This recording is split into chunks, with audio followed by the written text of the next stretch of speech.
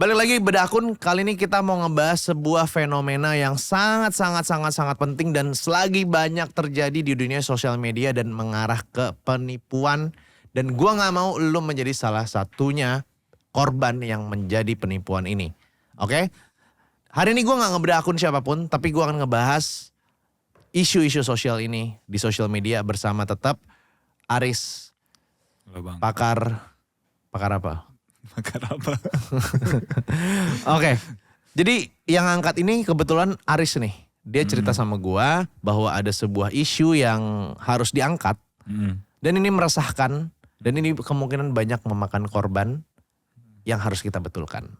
Jadi kita punya 3 isu. Apa aja isunya coba Aris? Isunya yang pertama Bang. Yang pertama nih lagi marak banget. Faceless akun. Dia bikin banyak konten. Yes. Lalu berujung jual produk digital. Isu yang pertama. Isu yang kedua hampir sama. Faceless akun. Bikin banyak konten juga tentang ya needs-nya beda-beda lah. Needs-nya beda-beda sesuai yang dijual. Repackage produk orang. Terus dijual ulang. Jadi habis di repackage dia jual. Yang kedua. Nah yang ketiga nih. Yang ketiga yang menurut gua agak danger. Orang jual kelas materinya sampah. Ponzi scam lah, bisa dibilang dia nge-ponzi scam, ngincernya cuma affiliate-nya doang dari buyers. Terus dia jadi dia sampai bikin buzzer testimoni yang habis beli kelasnya, terus dia berhasil affiliate cuan berapa dari kelasnya, padahal isi kelasnya ini kosong. Isi kelasnya sampah banget.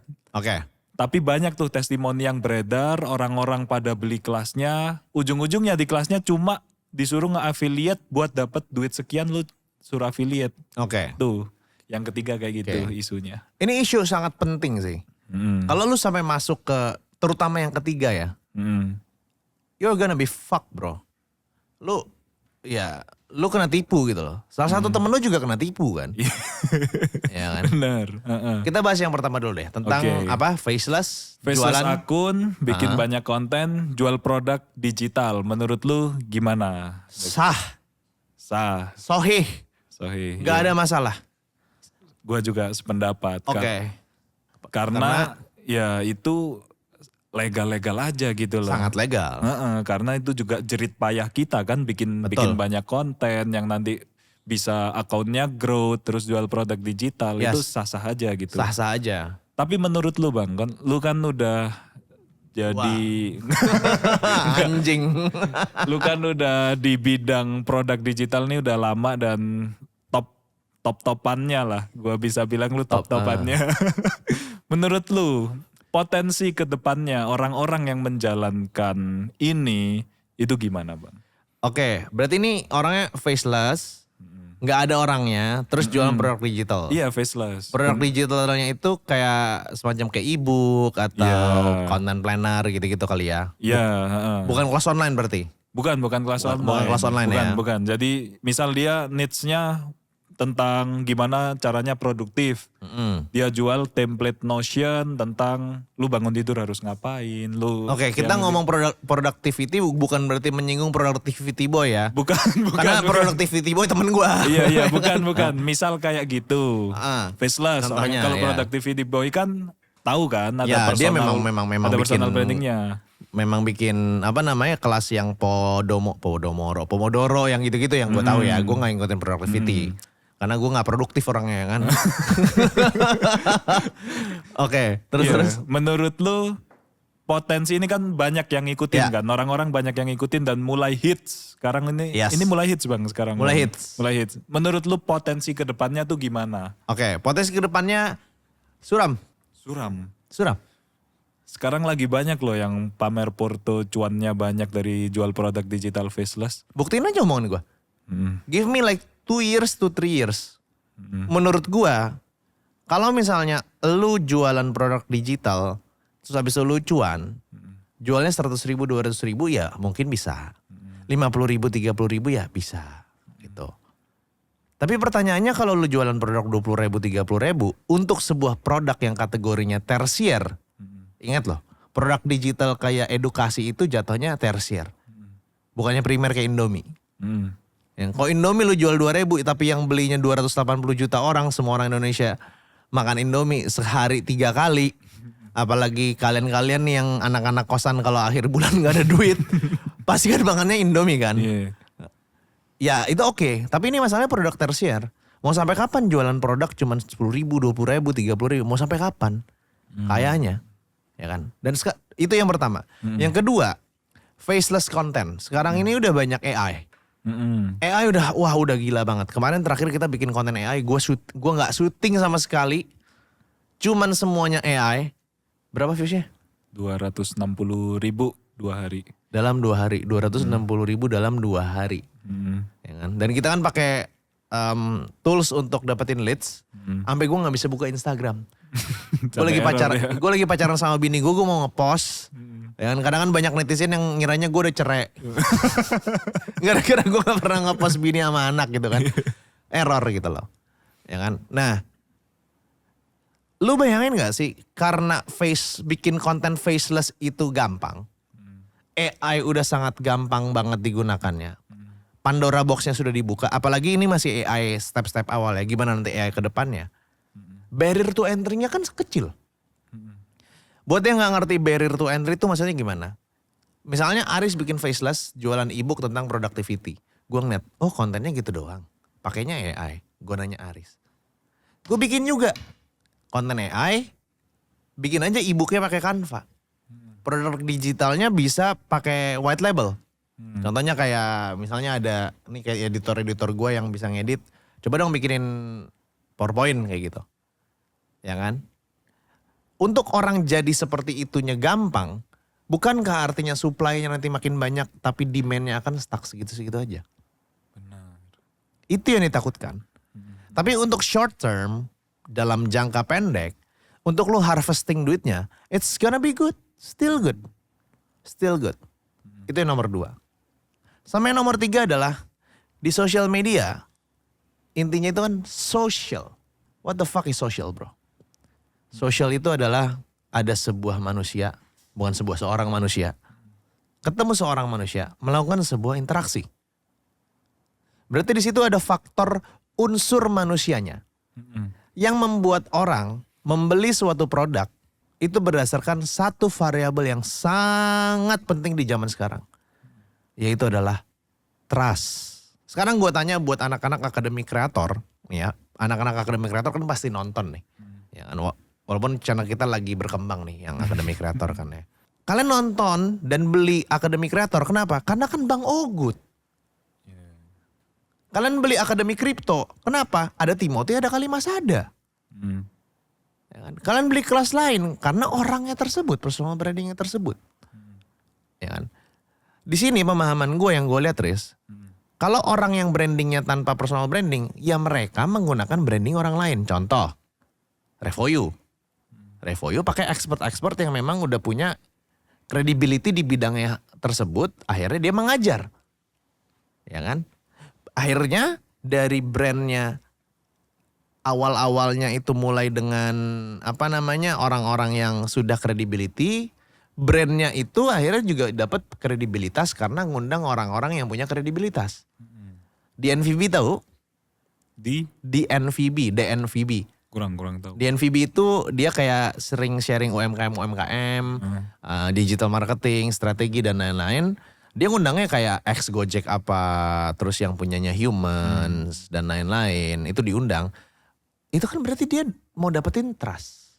Yes. Ya kan? Coba yang diundangnya Om Alex tuh yang di bawah tuh. Siapa Om Alex? Siapa anjing Om Alex? Enggak ada juga sih namanya Om Alex itu namanya. Iya. Kayak gitu. Nah, kalau misalnya lu pakainya faceless, lu pasti akan ada masa matinya. Pasti. Pegang omongan gue. Gue udah ngalamin dari tahun 2019 ngelihat orang-orang yang main produk digital faceless. Kemana sekarang? Kayak gitu.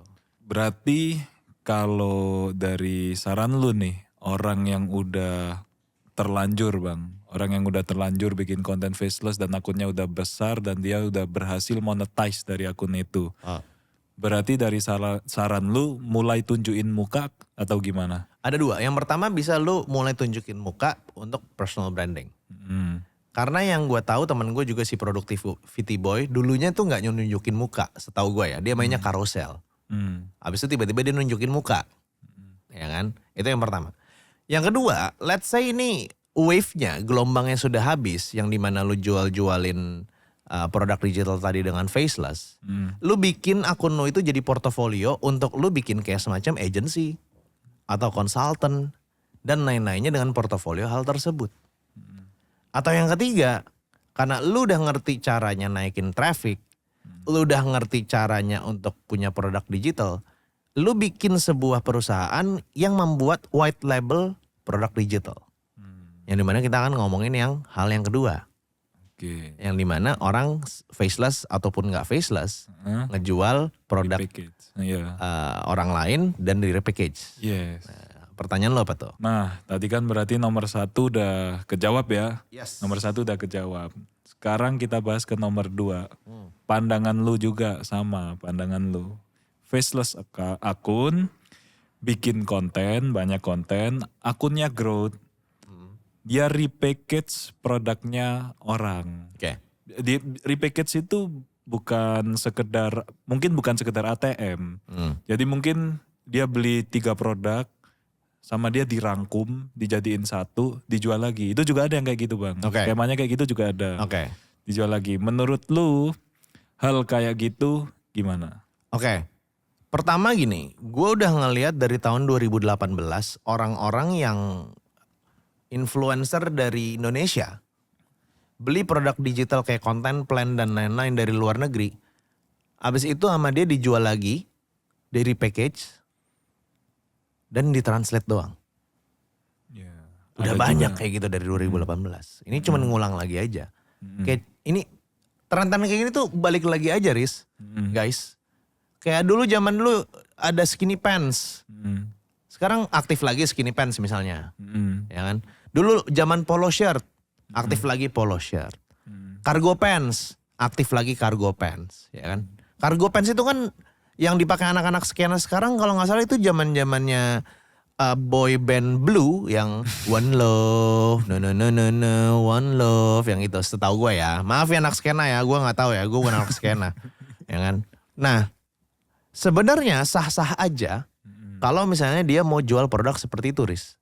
Tapi yang jadi permasalahannya adalah gini, di dalam dunia produk digital itu ada yang namanya licensing. Nah ini banyak orang nggak tahu. Banyak orang main ngambil aja dari luar, di repackage, nggak tahu license-nya apa, dijual. Ya itu sama aja kayak lu ngambil produk orang, video orang, dijual di Tokopedia, itu namanya pencurian. Nah jadi gue jelasin nih. Simpelnya, dari 2 payung, license untuk lu produk digital itu ada 2. Yang pertama adalah untuk commercial use atau private use. Setahu gue private use ya, komersial atau apa itu bahasanya lah. Private use, ya kita bahas yang gampang dulu. Itu terbagi menjadi 2. Satu untuk konten sendiri atau satu lagi untuk konten orang lain yang jadi klien kita. Contoh lu beli template PowerPoint sama gua. Nah license-nya apa nih? Oh license-nya ini private use misalnya. Ya lu cuma bisa pakai PowerPoint untuk lu dan lu bisa pakai untuk klien lo. Itu yang private. Yang kedua adalah commercial use.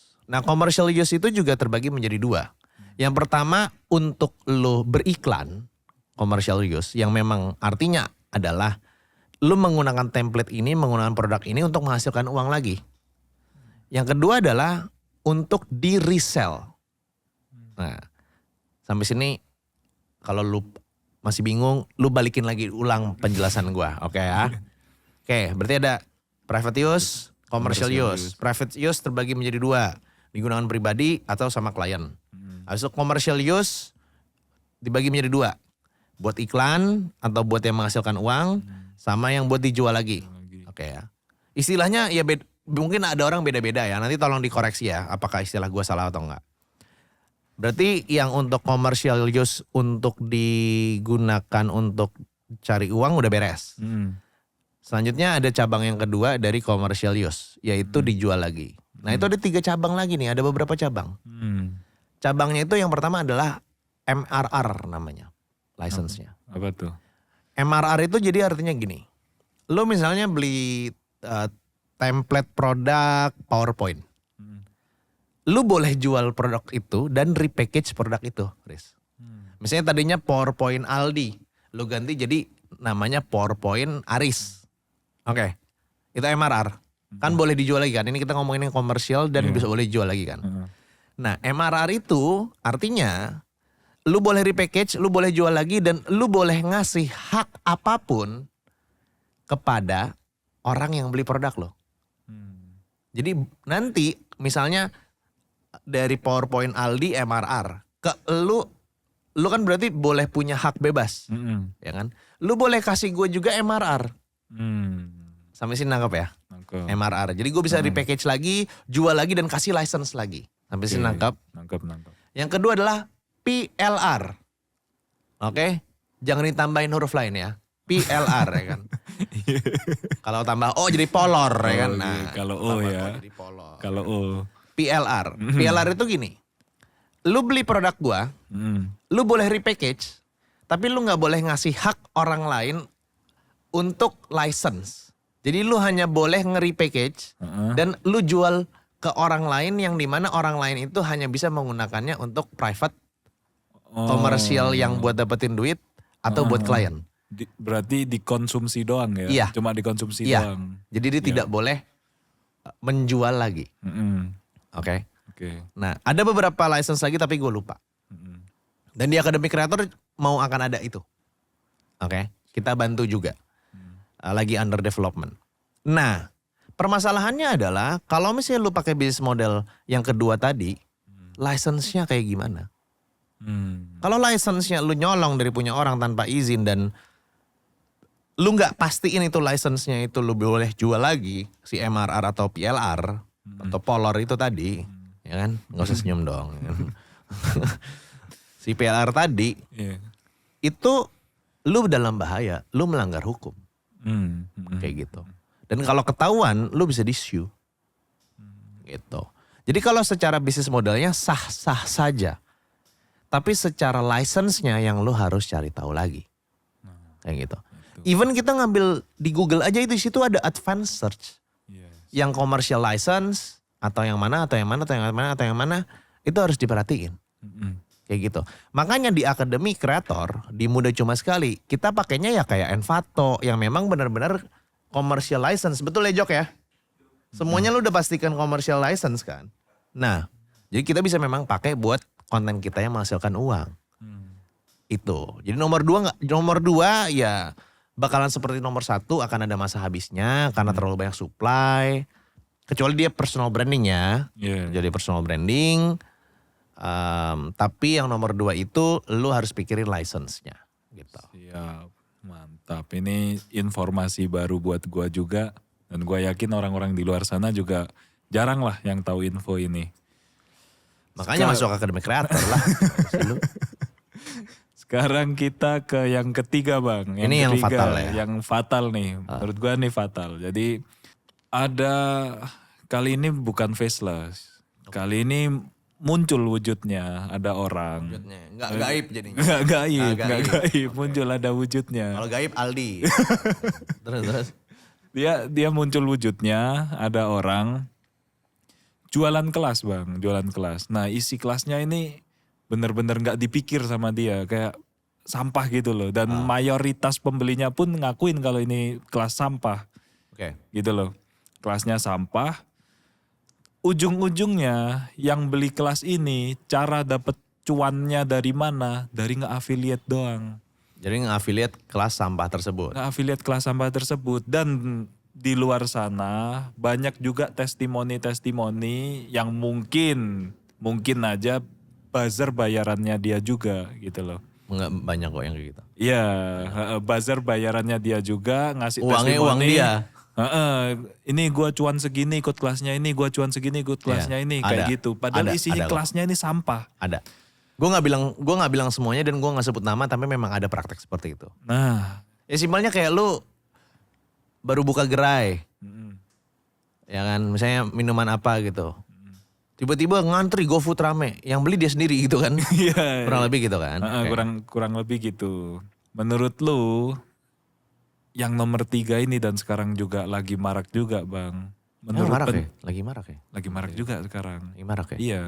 Pendapat lu gimana? Karena kan sekarang lagi rame juga bang produk digital gitu loh. Oke. Mohon maaf nih ya, gue lagi kurang update sama sosial media nih karena lagi ngurusin produk di Akademi Kreator biar makin mantep. Mantap. Jadi Aris nih yang lagi sering-sering scrolling nih ya kan. Oke.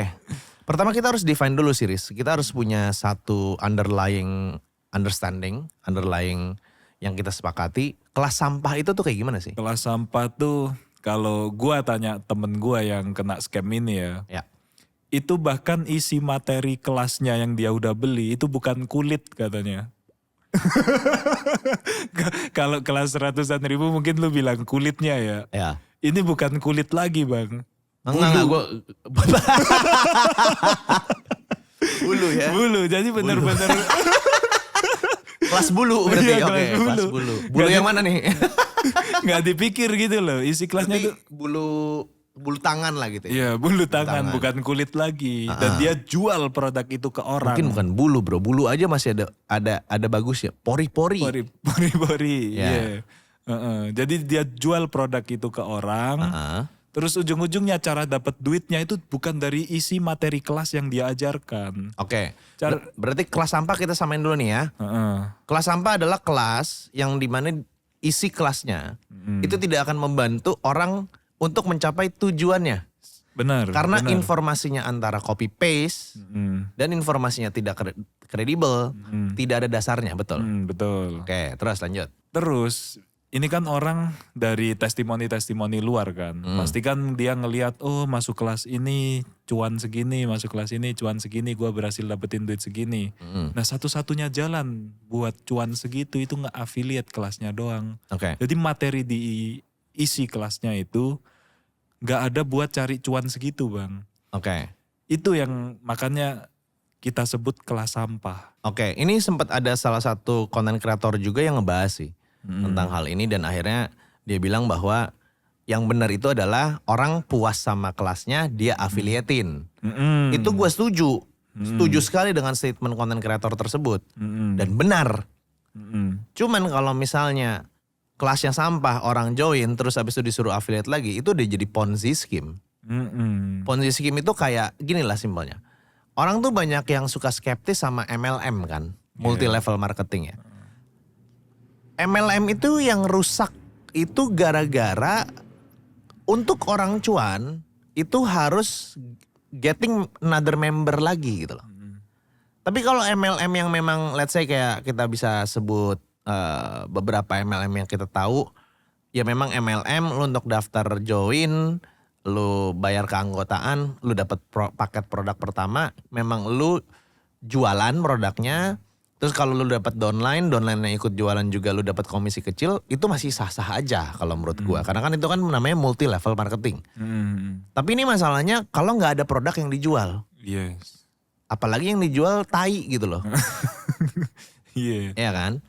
Ya itu jatuhnya udah Ponzi scheme. Ya kan? Artinya untuk orang itu bisa cuan, dia harus nipu orang lain. Dan orang lain yang kena tipu, untuk dia bisa balikin modalnya harus nipu orang lain lagi. Harus nipu orang lain lagi, harus nipu orang lain lagi.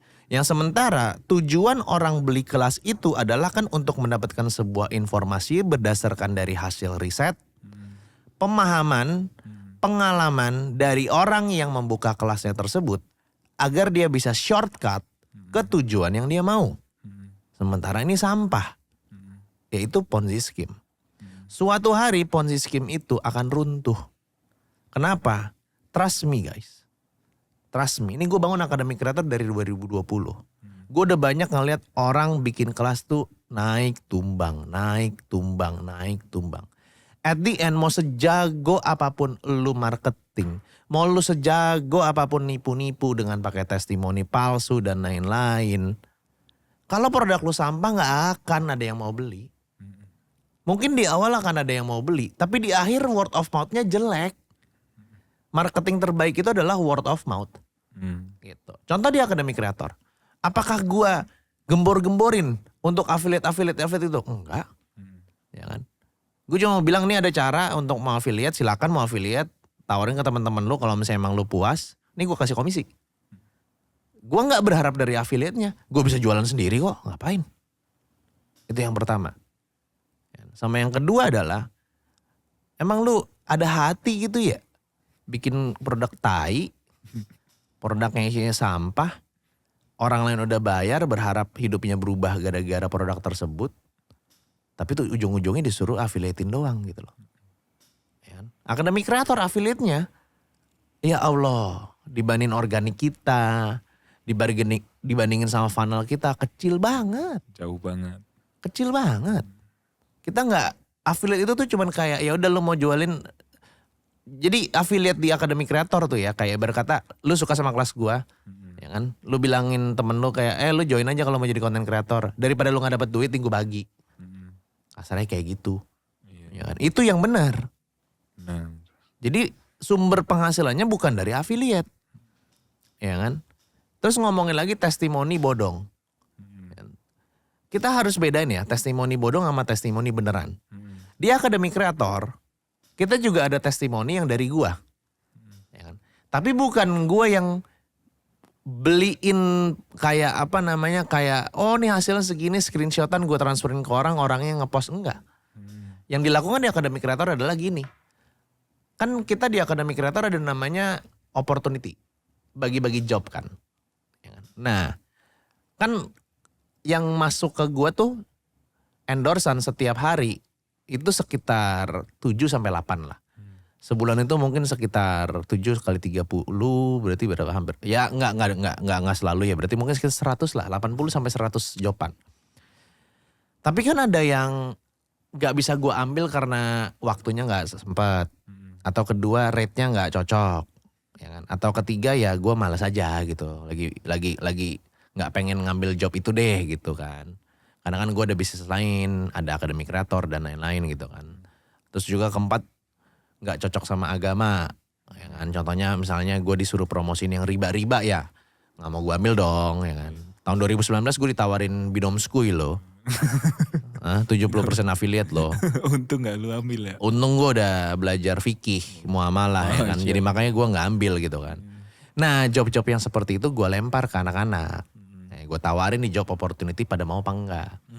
Nah yang berhasil dia post testimoni, itu memang dari gue. Tapi itu dengan cara yang sah dan sahih. Tapi kalau misalnya lu pakai cara yang ya seakan-akan orang cuan dari affiliate padahal itu duit lu sendiri buat nipu orang lain buat join, ya lu anjing sih itu namanya sih. Gitu sih menurut gue ya, Riz ya. Siapa Bang Da? Gitu sih. Ya udah, sampai ketemu di bedah akun selanjutnya.